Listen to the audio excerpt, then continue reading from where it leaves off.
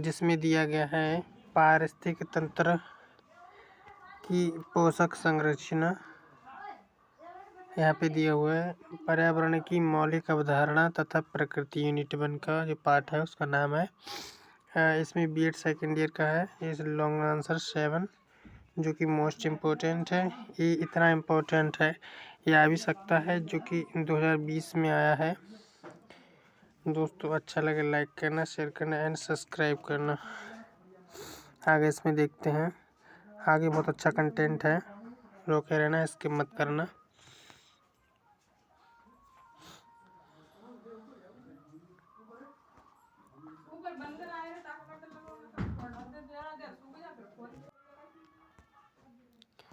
इसमें पढ़ते हैं प्रश्न में पारिस्थितिक तंत्र की पोषक संरचना क्या है, विस्तार से समझाइए।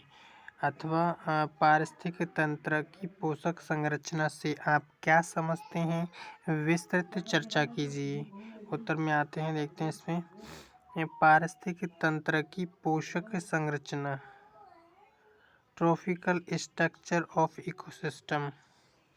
इसमें देखते हैं पारिस्थितिक तंत्र की पोषक संरचना के अंतर्गत निम्नलिखित बिंदुओं का समावेशन किया गया है। दोस्तों इसे स्किप मत करना, ये अच्छा क्वेश्चन है। फिर भी कुछ भी बेवकूफ़ टाइप के लोग हैं जो इसे स्किप टैग करके देखते हैं। इसे समझो, अगर आप नहीं करोगे क्योंकि आप समझदार हो। इसमें देखते हैं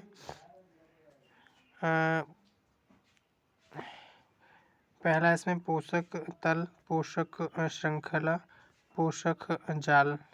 फिर आगे देखते हैं इसमें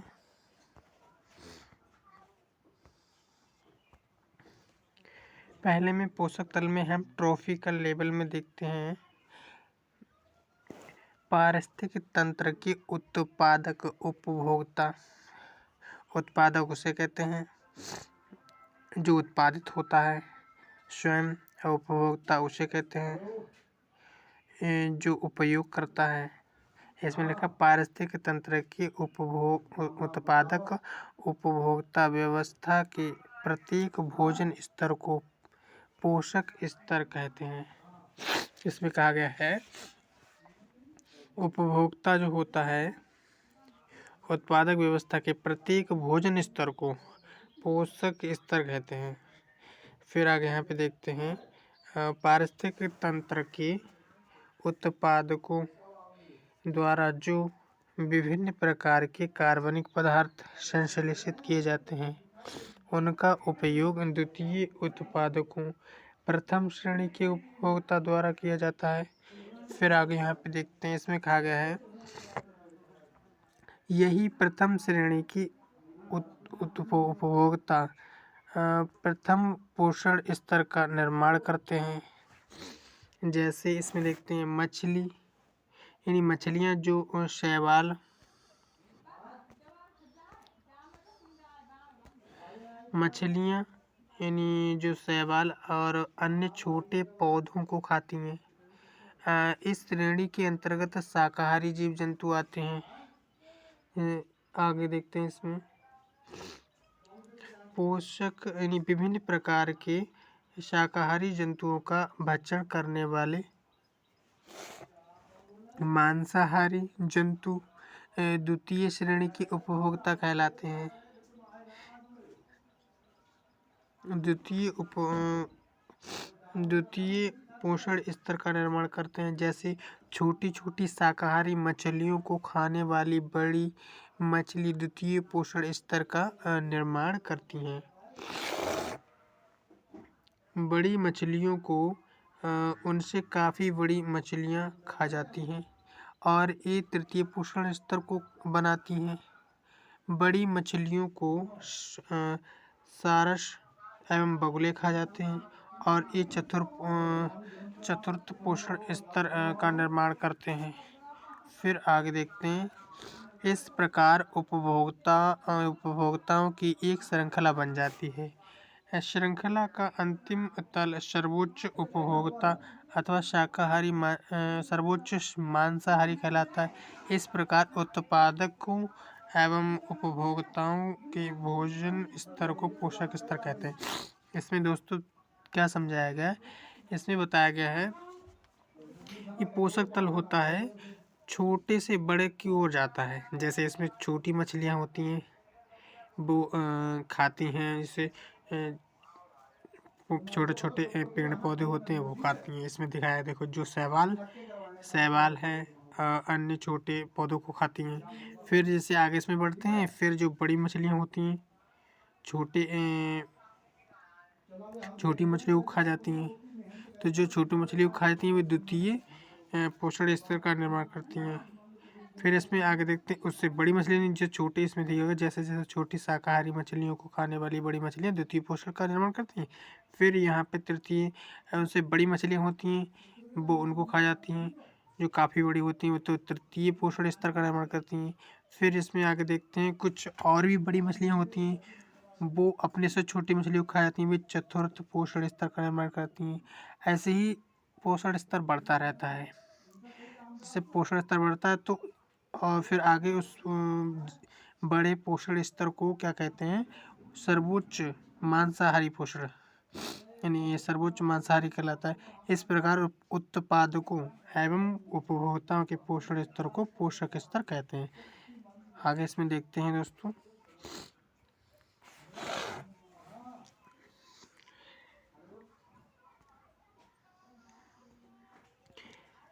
खड़ी फसल किसी पारिस्थितिक तंत्र के एक निश्चित क्षेत्र में जीवों की उपस्थिति मात्र अथवा विभिन्न पोषक तलों में उपस्थित जीवित पदार्थ की जीवित पदार्थ की मात्रा उस क्षेत्र की फसल कहलाती है।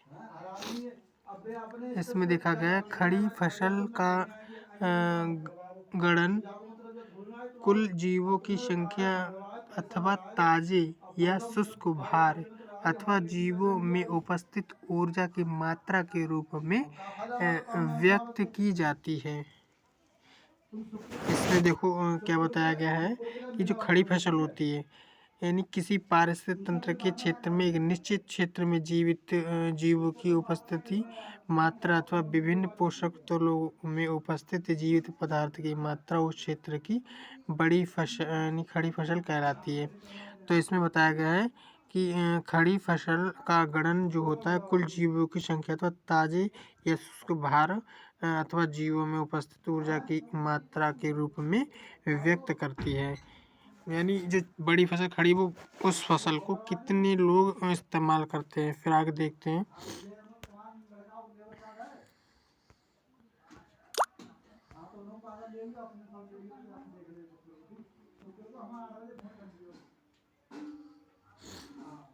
अब यहाँ पे आते हैं दूसरे पॉइंट पे जीव भार। फिर भी दोस्तों इसके मत करना, बहुत अच्छी वीडियो है। कुछ यहाँ पे लड़के होते हैं जो स्किप करके देखते हैं, वैसे भी आपके लिए लाभदायक है। फिलहाल आगे हम इसमें देखते हैं जीव भार। आप समझदार हो जो आप स्किप नहीं कर रहे हो।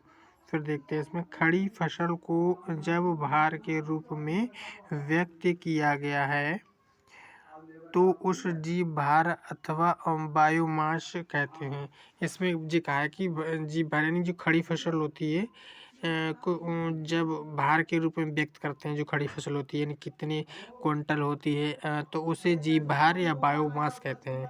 जैसे घर के खेतों में गेहूँ धान होते हैं तो जब वो गेहूँ धान लास्ट में जितने होते हैं जो भार होता है वजन, तो उसे जीव भार या बायोमास कहते हैं। फिर आगे देखते हैं खाद्य श्रृंखला फूड चेन, जीव जंतुओं की श्रृंखला जो खाद्य पदार्थ के आधार पर एक दूसरे से संबंधित होते हैं खाद्य श्रृंखला कहलाती। इस श्रृंखला के एक किनारे पर प्रथम उत्पादक एवं दूसरे किनारे पर सर्वोच्च उपभोक्ता होता है।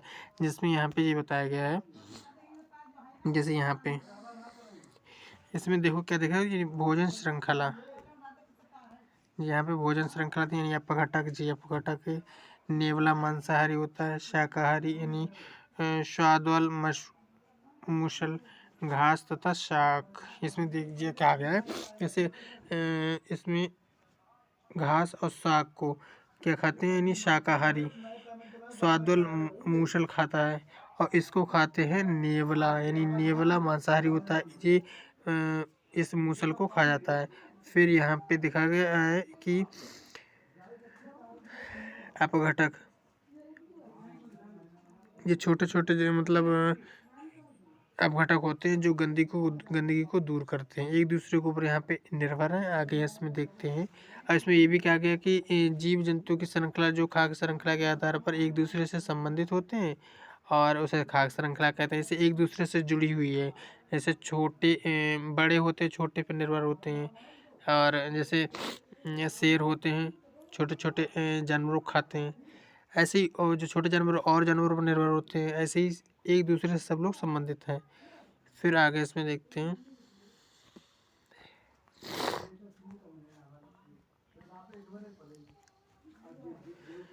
पेड़ पौधों से लेकर सर्वोच्च उपभोक्ता की श्रृंखला चारण श्रृंखला कहलाती है। पेड़ पौधे से लेकर सर्वोच्च उपभोक्ता की श्रृंखला जो होती है, जो उपभोक्ता जो मतलब किसी चीज़ को उपयोग में लाते हैं खाते हैं, उपयोग करने वाले, तो पेड़ पौधों से लेकर इन पेड़ पौधों से लेकर बड़े पौधे सर्वोच्च, यानी बड़े पौधों ये बड़े उपभोक्ता होते हैं जो ज़्यादा मतलब कोई चीज़ इस्तेमाल करते हैं या खाते हैं, तो उस हिसाब से इसमें उनके क्या कहते हैं, चारण श्रृंखला कहलाती है उनकी। फिर यहाँ पे देखते हैं लघु जंतुओं की भोजन श्रृंखला जो मृत अकार्बनिक तत्वों पर आधारित होती है। लघु जंतुओं की श्रृंखला यानी छोटे जो होते हैं, छोटे श्रृंखला यानी छोटे जंतुओं की जो भोजन श्रृंखला, तो जो मृत अकार्बनिक तत्वों पर आधारित होती है। ऐसे कुछ छोटे छोटे कीड़े मकोड़े होते हैं जो छोटी छोटी चीज़ों को खाते हैं, अपर्दन श्रृंखला कहलाती है। फिर यहाँ पे देखते हैं क्या कहलाती है, अपर्दन श्रृंखला।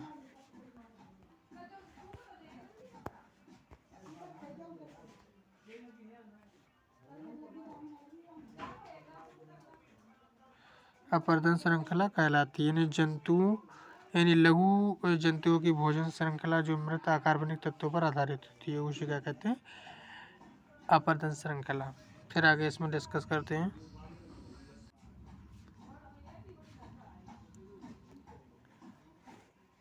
अब यहाँ पढ़ते हैं खाद्य श्रृंखला की किस्में, टाइप ऑफ फूड चेन।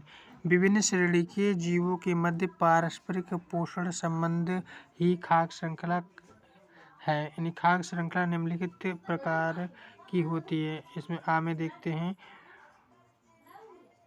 परभक्षी, यानी परभक्षी नहीं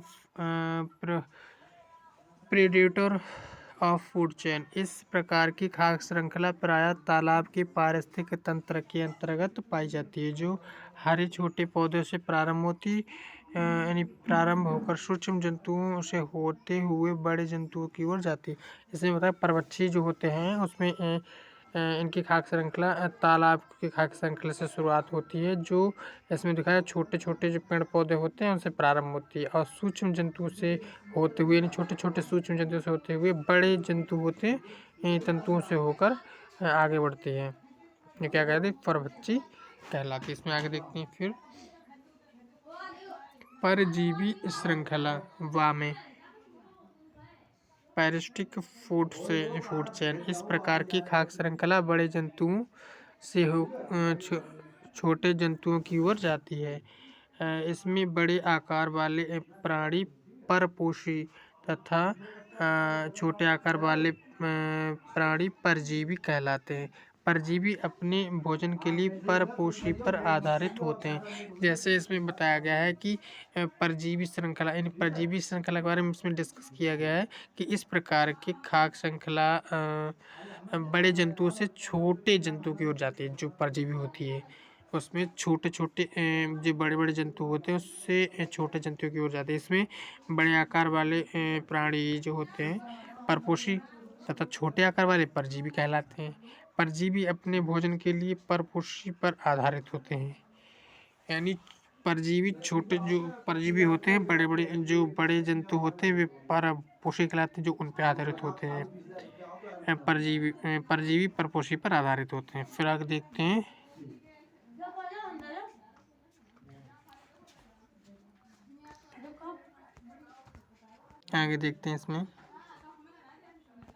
इसमें आगे शामिल है मृतोपजीवी, इसमें साइफोफाइस्टिक फूड चेन।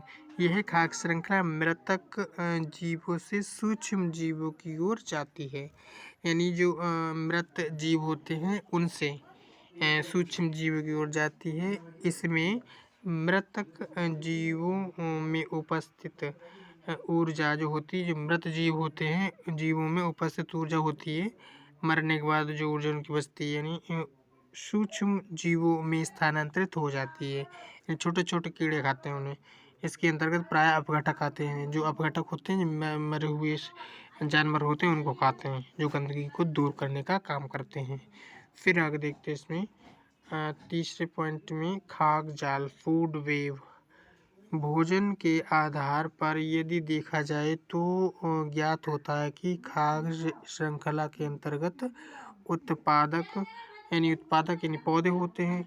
उत्पादक के अंदर पौधे आते हैं, उपभोक्ता के अंदर जंतु आते हैं जो इस्तेमाल करते हैं किसी चीज़ को, वो उत्पादक हैं। जैसे हम कोई सी चीज़ का इस्तेमाल करेंगे तो हम उपभोक्ता कहलाएंगे, उपयोग करने वाले। यानी आगे देखते हैं तथा अपघटक यानी सूक्ष्म जीवाणु। अपघटक उन्हें कहते हैं जो सूक्ष्म जीवाणु होते हैं, जो गंदगी को दूर करते हैं। यानी उपभोक्ता तथा अपघटक के बीच घनिष्ठ संबंध पाया जाता है।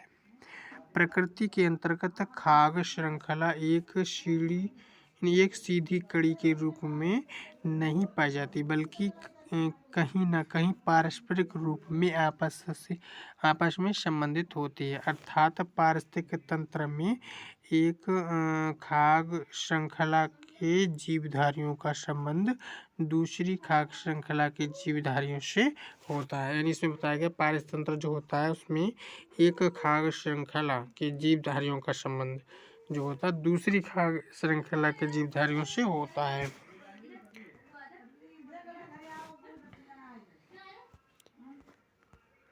जैसे इसमें दिखाया गया है, इससे उत्पादक यानी जो पेड़ है जो उत्पादक है, जिस यानी सूर्य का प्रकाश संश्लेषण से पेड़ अपना भोजन करते हैं।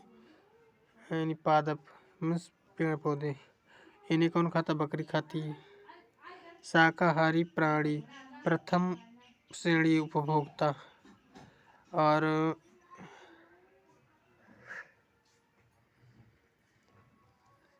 द्वितीय यानी भक्षक यानी द्वितीय श्रेणी उपभोक्ता यानी बकरी कौन खाता है? शेर। ऐसे ही इसमें दिया हुआ है यहाँ पे अपवर्जक और चील भी खाती है बकरी को, यानी मरी हुई बकरी होती है उसे खा जाती है। इसमें देखते तृतीय श्रेणी में आते हैं श्रेणी उपभोक्ता। तृतीय श्रेणी में आते हैं, इसका नाम यहाँ पे नहीं दिया हुआ। यहाँ पे देखते हैं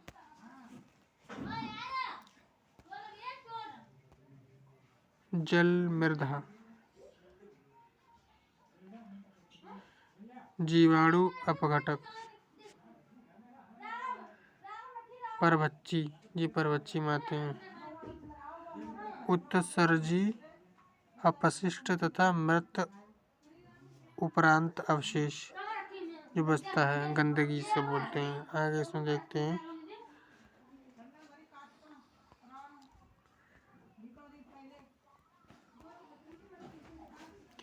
इस प्रकार एक पारिस्थितिक तंत्र की अनेक खाद्य श्रृंखलाओं के बीच जो पारस्परिक संबंध होता है उसे ही खाद्य जाल कहते हैं। इसमें बताया गया है इस प्रकार जो पारिस्थितिक तंत्र होता है अनेक खाद्य श्रृंखलाओं के बीच, यानी खाद्य श्रृंखला अनेक होती है, अनेक प्रकार के जो खाद्य श्रृंखला होती है इनके बीच ये जो पारस्परिक संबंध होता है उसे खाद्य जाल कहते हैं।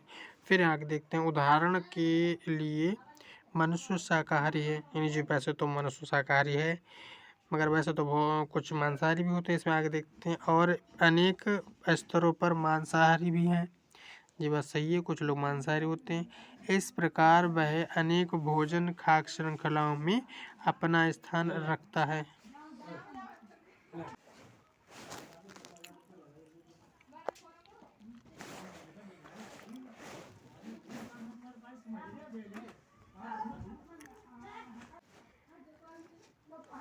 इसमें देखते हैं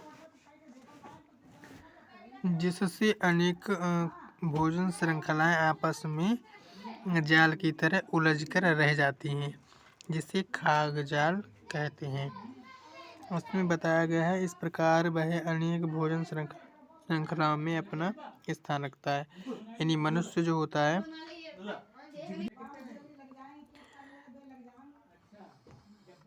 इसमें बताया गया है कि जो मनुष्य होता है अनेक स्तरों पर मांसाहारी भी है, कुछ शाकाहारी होते हैं, कुछ मांसाहारी। यानी इस प्रकार वह अनेक भोजन श्रृंखला में अपना स्थान रखता है, जिससे अनेक भोजन श्रृंखलाएं आपस में जाल की तरह उलझ कर रह जाती हैं। वो शाकाहारी भी है, मांसाहारी भी है, जिसे खाद्य जाल कहते हैं। यानी जो खाद्य जाल का डिस्कस हुआ यहाँ पे।